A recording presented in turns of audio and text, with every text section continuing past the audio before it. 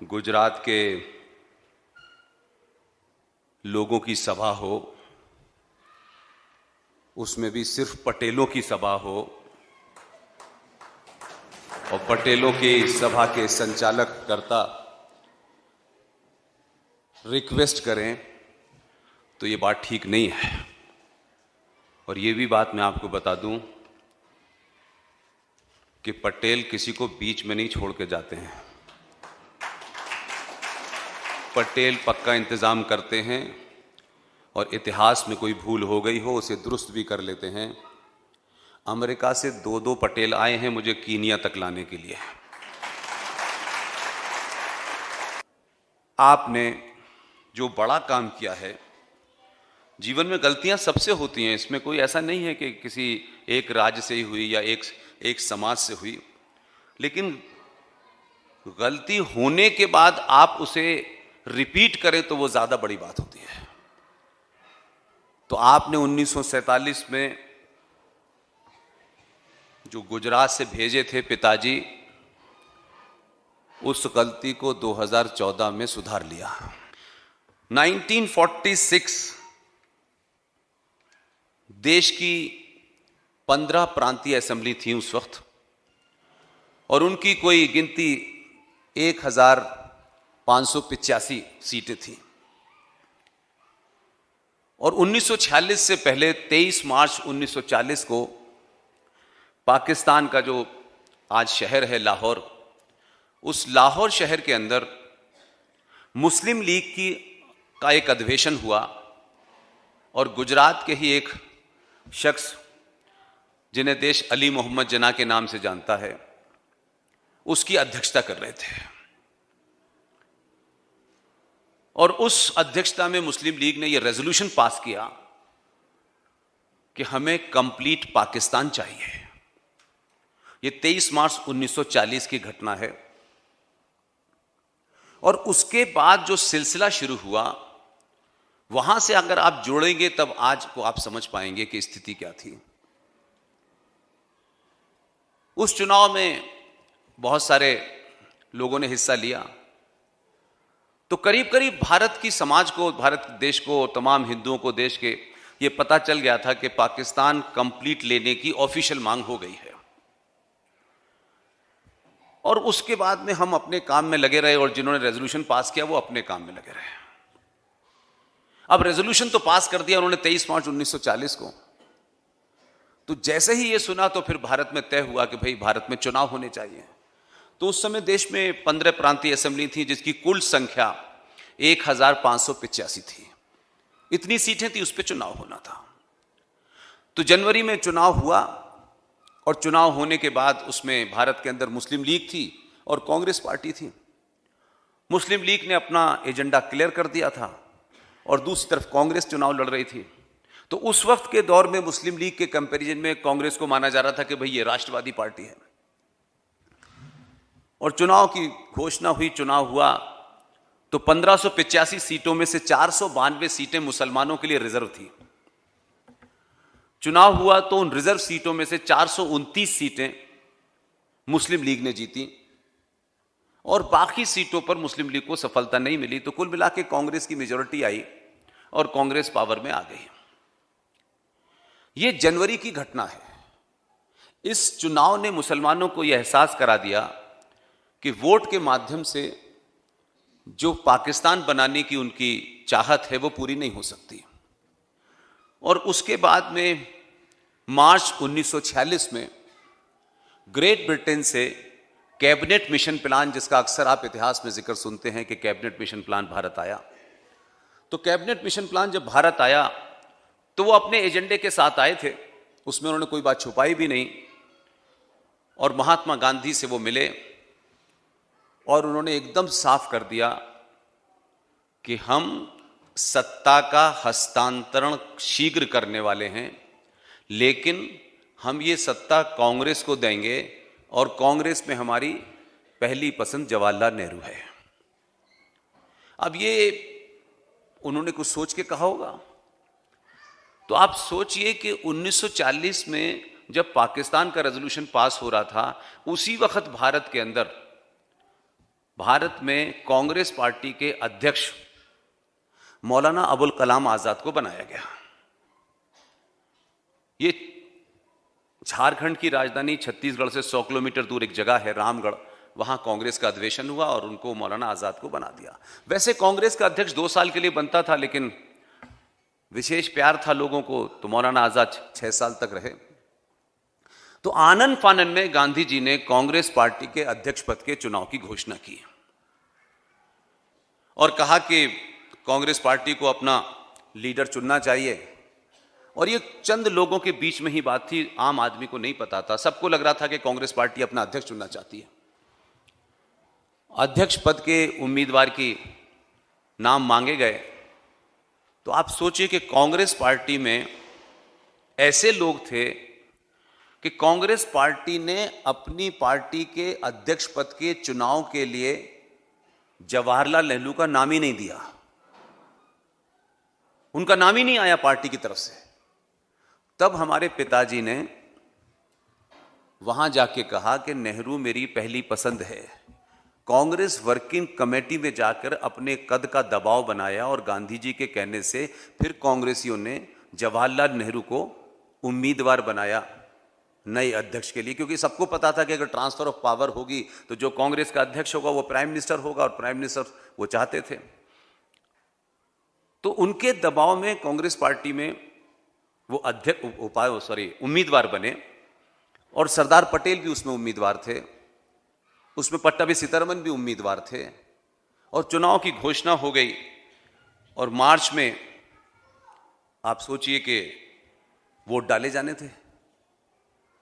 Vote डाले गए तो गांधी जी के दबाव में नेहरू जी को उम्मीदवार बनाया, लेकिन सोचिए कि उस वक्त की कांग्रेस में कितने राष्ट्रवादी और कितने विजनरी लोग होंगे कि जब वोट डाले गए तो 15 वोट में से 1 वोट पट्टाभी सीतारमन को मिला, 2 वोट आज की बात भाषा में कहूं तो वो नोटा में गए, 2 वोट इनवैलिड हुए और सरदार पटेल को 12 वोट मिले। यानी उस वक्त भी कांग्रेसी ये जानते थे कि नेहरू क्या हैं और पटेल क्या हैं। तो पहले तो उम्मीदवार नहीं बनाया कांग्रेसियों ने, फिर मजबूरी में गांधी जी के दबाव में उम्मीदवार बना भी दिया तो उन्हें 1 वोट नहीं दिया नेहरू जी को।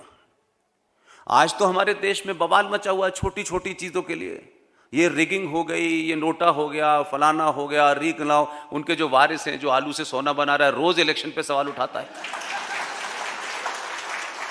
आज जो सवाल उठाया जा रहा है, ये सवाल अगर 1946 में उठाया जाता कि गांधी जी और नेहरू, बेहया आदमी नेहरू ने मिलकर के सबसे बड़ा घोटाला किया, भारत जब पैदा भी नहीं हो पा रहा था तब इतना बड़ा घोटाला किया कि जिस आदमी को 12 वोट मिले वो प्रधानमंत्री नहीं बना, जिसे 1 भी वोट नहीं मिला वही प्रधानमंत्री बना। तो जब वो प्रोसेस चल रहा था तो गांधी जी ने दूसरी बेईमानी क्या की कि गांधी जी के जो सबसे नजदीक थे, जो उनके बहुत भरोसे के आदमी थे, उनकी देखरेख में ये इलेक्शन प्रोसेस किया उन्होंने। और उन्होंने सोचा कि शायद आचार्य जेबी कृपलानी मेरे भरोसे के हैं तो इसलिए उस बात को पब्लिक नहीं करेंगे। लेकिन आचार्य जेबी कृपलानी से ज्यादा ईमानदार आदमी कोई नहीं होगा। उनके चाहने के बावजूद भी एक चिट दी, दबाव बनाया और आचार्य जेबी कृपलानी ने को चिट दी गई कि सरदार पटेल को चिट पहुंचाई और कहा कि आप इलेक्शन प्रोसेस से हट जाइए। अब जरा एक सोचिए कि एक बहादुर आदमी उस प्रोसेस के अंदर बैठा हुआ हो, उस प्रोसेस में उसको 12 वोट मिलने के बाद उस पर चिट पहुंचाई जाए कि विड्रॉ कर लो, कितना बड़ा ह्यूमिलेशन होगा। उन्होंने विड्रॉ नहीं किया, दूसरी बार जब चिट पहुंचाई चिट फाड़ी और वो चले गए। और एक झूठ फरेब के साथ भारत की तथाकथित आजादी से पहले जो तथाकथित चुनाव हुआ उसमें पूरे तौर पे फ्रॉड हुआ और नेहरू देश के प्रधानमंत्री बन गए। यह घटना है अप्रैल की। और जब नेहरू बन गए तो मुसलमानों को और मुस्लिम लीग को लगा कि हमारा जो एजेंडा है वो तो फुलफिल होने वाला नहीं है, क्योंकि कैबिनेट मिशन प्लान ने साफ साफ कर दिया कि कोई इस तरीके का मामला तो होने नहीं जा रहा है कि भारत का विभाजन होगा। तो आप सोचिए कि अप्रैल में ये सब कुछ हो गया। अगस्त में एक घटना घटी जो कनेक्टेड है इस बात से, जिसको आइसोलेशन में बताया जाता है। मुस्लिम लीग का सबसे बड़ा लीडर, नंबर 2 लीडर, उस यूनाइटेड बंगाल का चीफ मिनिस्टर था। उस बंगाल के चीफ मिनिस्टर का नाम था हुसैन शहीद सोहरावर्दी। उस हुसैन शहीद सोहरावर्दी को यह अंदाजा हो गया कि सत्ता चुन गई है ज्यादा, क्योंकि उस वक्त कांग्रेस पार्टी का फेस था नेशनलिस्ट पार्टी, तो उनको पाकिस्तान नहीं मिलेगा। 16 अगस्त 1946 को हुसैन शहीद सोहरावर्दी ने अपने बंगाल की पुलिस को 2 दिन के लिए छुट्टी पे भेजा, और फिर बंगाल के अंदर वो तांडव हुआ, कोई 10 से 12 हजार सनातनी हिंदू महिलाओं को सड़कों पे काट के पड़ी हुई थी लाशें उनकी। 12 से 13 हजार लोग मारे गए, उसमें 99% औरतें थी, सनातनी औरतें थी। और उस घटना से इतने दबाव में आ गए गांधी जी कि जब तक ये मैसेकर चल रहा था, अगर आप आज के बच्चे ढूंढना चाहें तो गूगल पे जाके ढूंढेंगे तो कैलकाटा किलिंग के नाम से भी है और नोआखली दंगे के नाम से भी है, तो उसमें देखेंगे कि क्या हुआ। तो उस कत्ले आम के पीछे यही था कि हिंदू लीडरशिप को कैसे डरा दिया जाए। तो गांधी जी यहां से वहां चले गए। जब यह हो रहा था तब गांधी जी की ट्रेन लेट हो गई थी। तो बंगाल के अंदर एक आदमी था जो कि हमारा हीरो होना चाहिए था। हमारा दुर्भाग्य यह है कि कुछ चाटुकार लोग जो है समझते हैं कि हमारे वादी राष्ट्रवाद का ठेका है, हम वही बोलेंगे और हम ही बताएंगे कि यही राष्ट्रवादी है, ये नहीं है। तो आपके लोगों ने सही लोगों की न पहचान की, और न पहचान भी कर ली तो कभी उसकी चर्चा नहीं की किसी डिस्कोर्स में। सरकार ने किताब में क्या पढ़ाया नहीं पढ़ाया वो अलग बात है, लेकिन मुझे और आपको कौन रोक रहा है सच बोलने से। उस बंगाली ने तलवार उठाई और फिर उसने मारना शुरू किया। तो यहां से जो पिताजी गए थे वो अनशन पे बैठ गए कि मुझे अहिंसा पसंद नहीं है। आप सोचिए कितना बड़ा मक्कारी का मखौल है। न गांधी को शर्म थी, न नेताओं को शर्म थी, और उसके बाद में भी इन घटनाओं को बताने से लोग शर्माते हैं। अरे भाई, जो काम अपनी नेक्स्ट जनरेशन को आपको बताना चाहिए वो नेक्स्ट जनरेशन तय करेगी कि क्या करना है। झूठ बोल के छुपाने से नेक्स्ट जनरेशन कभी बहादुर नहीं बन सकती है।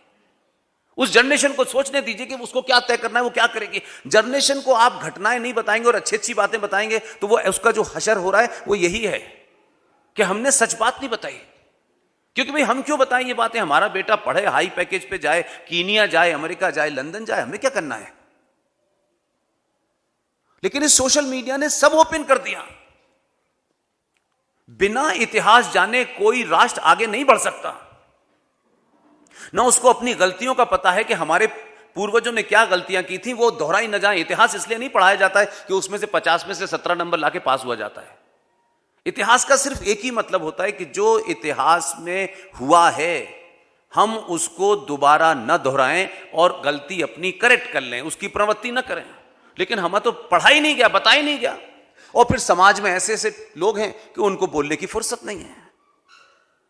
अगर ये बात आपको 20, 25, 30 साल पहले भी पता चलती तो जो आज जिस परिस्थिति में आप खड़े हुए हैं वो इतनी भयावह परिस्थिति नहीं आती, क्योंकि कोई ना कोई तो उसका इलाज ढूंढता ना। इन 20-25 सालों में भारत माता की जय, भारत माता की जय नारे लगाने से भारत माता नहीं मजबूत हुई और इतनी बड़ी किलिंग हो गई, खत्म हो गई। गोपाल पाठन उठा के मारना शुरू किया तो जब वो गांधी जी पहुंचे और बोले तुम हथियार डाल दो, तो गोपाल पाठन ने कहा कि जब तक मेरी मां बहनों का रेप हो रहा था गांधी जी तो आप तब आए नहीं थे और अब मुझसे आप कह रहे हैं हथियार डाल दीजिए। लेकिन उनका एक अजीब टाइप का मतलब, इस पे वो मौन हो गए तो वो खुद हथियार लेके चला गया। ये अगस्त की घटना है। और 2 सितंबर को एक बेहया आदमी जो झूठ फरेब से अध्यक्ष बना पार्टी का, 2 सितंबर 1946 को लॉर्ड बॉविल ने भारत के प्रधानमंत्री की शपथ दिला दी नेहरू को, और वो तब से कबूतर उड़ा रहे हैं, उड़ रहे हैं कबूतर। अरे सच तो जानिए तब तो पता चलेगा ये पागल कहां से बक रहा है। कभी कमीज पे जनेऊ पहनता है, कभी कुर्ते पे जनेऊ पहनता है, क्या करता है वो, तो वो जानेंगे तब पता चलेगा कि इसका पागलपन क्या है। आप सोचिए कि भारत की जब दुनिया देखती होगी, आप तो विदेश में रहते हैं, हजारों लोगों से मिलते होंगे, यहां लोग सोचते होंगे कि भारत आचार्य चाणक्य का भारत, भगवान राम का भारत, भगवान कृष्ण का भारत, ये कैसे लोग हैं कि ऐसे पागल लोग भी सरवाइव कर रहे हैं राजनीति में? कोई तो वोट देता है ना उनको, कोई तो जिताता है इसका मतलब आज भी ऐसे महामूर्ख लोग जो उसे प्रधानमंत्री बनाने पे लगे हुए हैं। तो कौन सा बदलाव हुआ? ऐसा नहीं कि उसको वोट देने वाले सब दूसरे ही मजहब के लोग हैं, लेकिन 2024 में ऐसे लोग भी जीतते हैं। इसमें हमारी गलती है एक समाज के तौर पर, हम आज भी वहीं खड़े हुए हैं।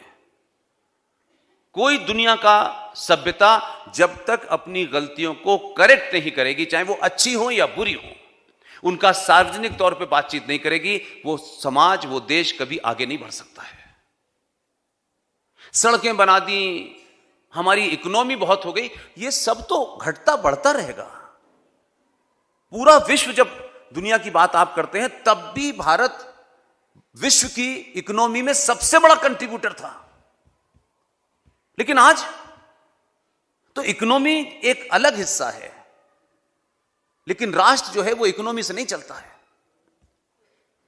राष्ट्र इतिहास की गलत घटनाओं को ठीक करने से, अपनी आस्थाओं से, परंपराओं से चलता है। देश चलता रहता है। कभी कोई प्राइम मिनिस्टर, ऐसे ऐसे प्राइम मिनिस्टर आए जो बात करते करते सो जाते थे। ऐसे ऐसे विदेश मंत्री आए, यूएनओ में जाके खड़े हो गए, जब उनका नंबर आया तो वहां गए और अपनी मेज पे से कागज उठा के ले गए और पढ़ना शुरू कर दिया।